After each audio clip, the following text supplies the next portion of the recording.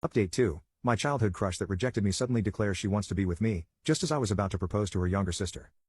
When I got out, I went to my parents' house because my dad said Haley was there. When I arrived, I saw that Haley had a black eye. I asked her what had happened, and she said Amelie had attacked her when she refused to break up with me. Her mother also kicked her out of the house. I hugged her as she cried, and my mom said, "It's all your fault. If only you had told us about your relationship earlier, and if you hadn't given Amelie false hope, this wouldn't have happened." I asked, "What false hopes?"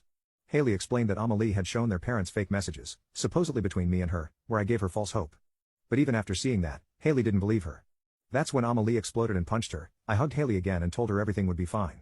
My mom, still upset, said, "Because of this, our New Year's celebration was ruined." My dad told her to shut up. He then came up to us and said, "No matter what others say, I give you my blessing to get married." He hugged us, and having my father's support made me very happy. Then my dad asked, "Can you give me an explanation for why Amelie is so angry with you?" I replied, "I don't know, but I know something isn't right with her." My mom didn't seem convinced by my explanation, so I let her look at my phone to show her that there were no messages between me and Amelie.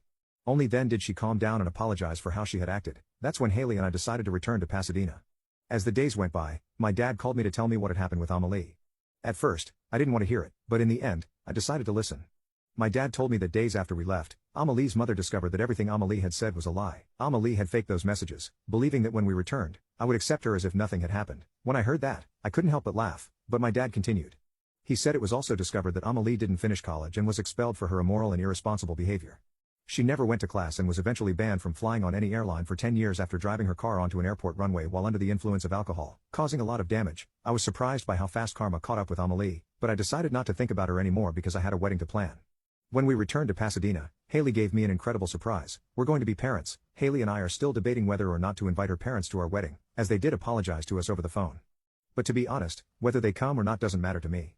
All I want is for Haley to be happy, no matter what.